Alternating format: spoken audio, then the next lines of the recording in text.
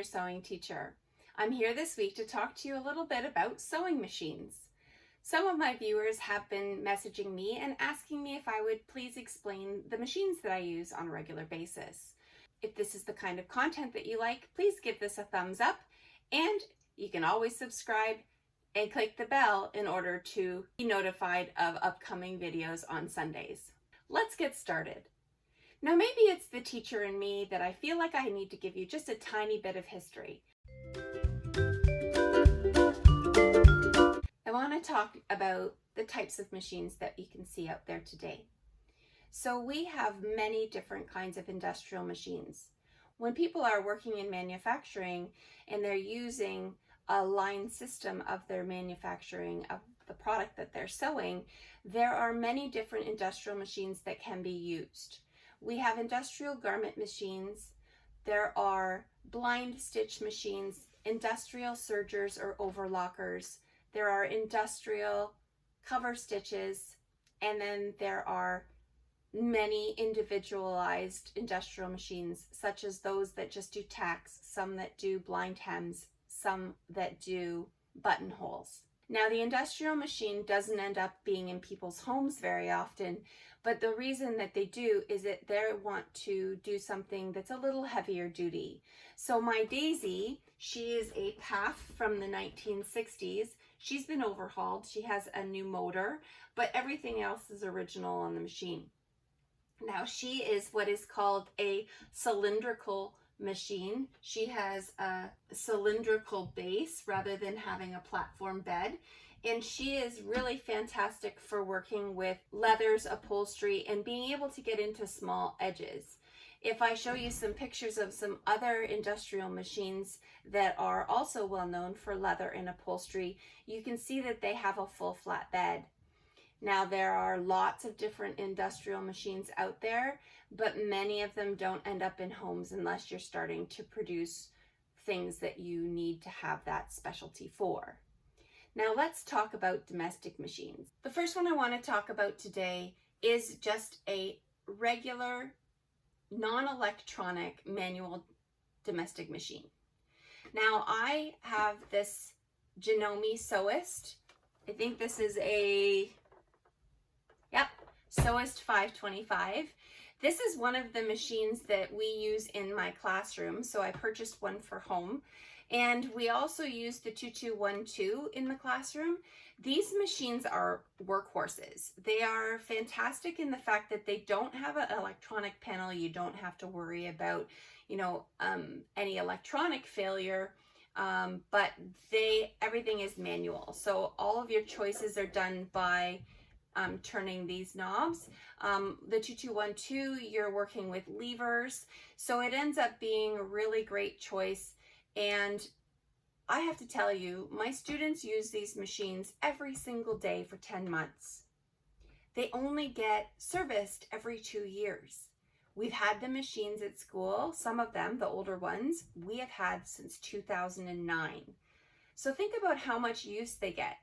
And many of those students are beginners and really don't know what they're doing. So they, pull and do things that we wouldn't necessarily recommend for the duration of the life of the sewing machine.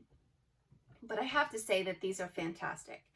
If you're looking for a basic sewing machine and you're a beginner, these sewing machines in Canada, they generally get listed for about $500. But if you watch for sales, you can usually get them for about $300, and they're really excellent. Now, people often ask questions like, what about the one that I see at the department store? What about the one that I see at a big box store? Well, those machines, many of them have been created by the sewing machine companies for those stores. So that means that they're actually machines that are made mostly from plastic on the inside. So the heavier a machine, the more metal the machine has.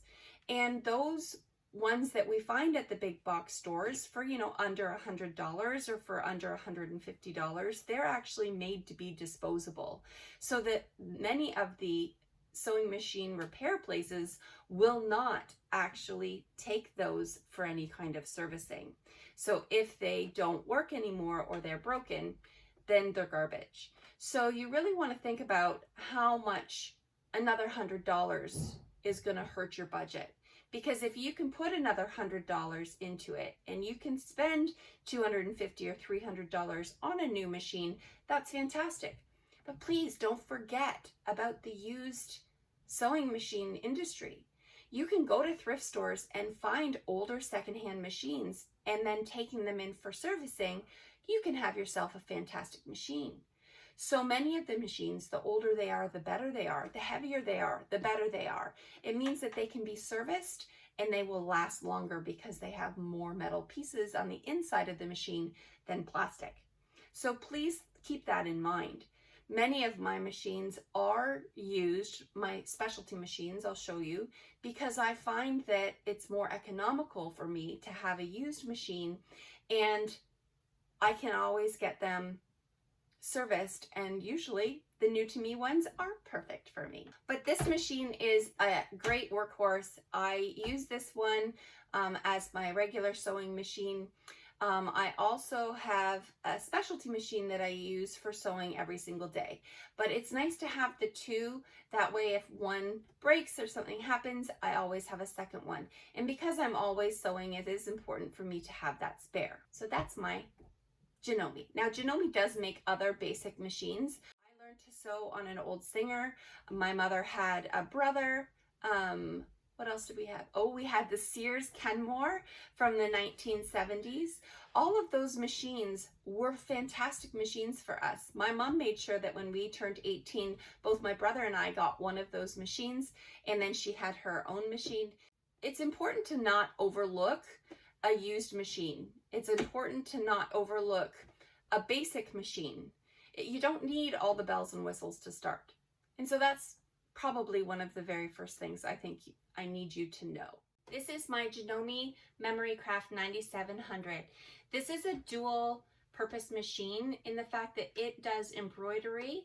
It comes with embroidery hoops that you can attach to the machine, and you can use it for uploadable embroidery files, or you can pay the money for the software and you can create your own embroidery files, or you can use some of the pre-programmed embroidery files on the machine. I tend to use it more for monograms and individual personalization of names. I find that it is a really great machine for any kind of daily sewing that I am looking to do, and then for the monogramming and the lettering. I do love this machine in the fact that it has the ability to start and stop with the needle up or down. You can pre-program that. I also like all of the options with the changing the needle. It does give me lots of opportunity to change the speed. There's a speed dial, so I can go slow or fast. And this is my first electronic machine. I've never had an electronic machine before. I've had this machine for 6 or 7 years, and I've had no problems whatsoever with the electronic base of this. So this is my Janome Memory Craft 9700 embroidery and sewing machine. Next is my serger. Now, if you are in Europe or in the UK, Australia, they tend to call these overlocker machines. And here in North America, we call them sergers. What this does is this allows you to have a finished seam on the inside that looks like a finished garment seam. That does use a 3, 4, or 5 thread on a dual needle, and it hoops and locks the stitches and makes a lock stitch that is really fantastic when it comes to manufacturing and working with knit materials. Some of them have a differential feed, so that means that you can have the machine with the feed dogs and the foot either scrunch the fabric together or pull the fabric apart for a different effect on the seam. It's also really fantastic for rolled hems. And the best part, my favorite part of the serger, is the fact that it has a cutting blade and it cuts the fabric as you sew. And that is one of my favorite perks because it makes such a beautiful straight edge when it cuts, and then it finishes that beautifully. So that is one of my favorites. I have these two. These are both serger overlockers. They are my favorites. I usually keep one threaded with white and one threaded with black. If I have to change out my colors to match the inside of the garment, then I'll change this one. And the reason why I'll change this one I purchased new to me, so this was secondhand. I bought it from the dealer. It is a Baby Lock Imagine, and it has an air threader. So when you're threading the internal threads, you're actually putting it into this little hole, and it uses air to push the thread all the way through the loops to come out at the end. And I find that that is such a time saver. I can't even tell you how easy threading this machine is. And that's one of the things that really keeps people from getting a serger, is because they've heard horror stories about what it's like to thread. So I know that Baby Lock has the air threading, and I know that the Janome has the air threading. And I've used both of those machines and would recommend those machines. Now, I do have this one here, doesn't have an air threader, does need to be threaded manually, and it takes me about 5 to 10 minutes, depending on the day and my eyesight, as to how long it takes to thread the underloopers. So, but they both do the same job. The other thing that this wonderful Baby Lock machine has is it has no tension dials. So it's an automatic tension. So I never have to worry about the tension. It's always perfect. The only time the tension might be a little off is if the thread is jammed up a little bit, or it needs a new needle, and then you rethread it, or you change the needle, and then you don't have any worries about tension. Now you'll notice on this one I have tension dials, and in the very beginning when I got the machine, I threaded everything with a different color, and I watched to make sure that all of them had the same tension, and if they didn't, then I knew which one I needed to change up and play with in order to get it perfect, and then I loaded it with my black. So that's how that worked. So this was my Elna, and this is my Baby Lock Imagine, and I use both on a regular basis, and they're great. Okay, so this is my newest machine. This one also was new to me. I bought it secondhand. It still needs to be serviced. I have yet to do that because of the COVID restrictions, and now that they're lifted, I can go and take this one in. For now, it's working okay. It skips the odd stitch, and I have changed it to special cover stitch needles, but for now I am waiting to really get into using it until I have it serviced. So this is the cover stitch. This is the Baby Lock cover stitch machine. This is called the BLCS, is the short form for the machine. This is a great option for people who are making a lot of athletic wear or make a lot of knit wear where they want to have a chain stitch on the outside, an exposed chain stitch, or for somebody who is looking to have a top stitch that is 2 or 3 needles. This is a 3 needle machine. You can take it down to a 2 needle machine, and really you don't need to have a cover stitch. It's kind of one of those things that is like a really great thing to have if you're making a lot of things that would require you to use a dual or twin needle in a domestic machine.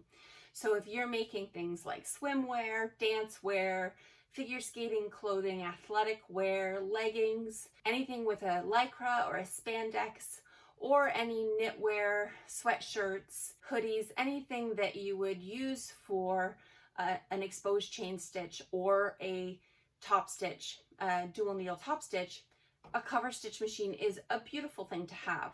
Now, in my practice for the last 10 years, anytime I made underwear, bathing suits, hoodies, sweatshirts, I just used a twin needle or a triple needle that I just put in my domestic machine.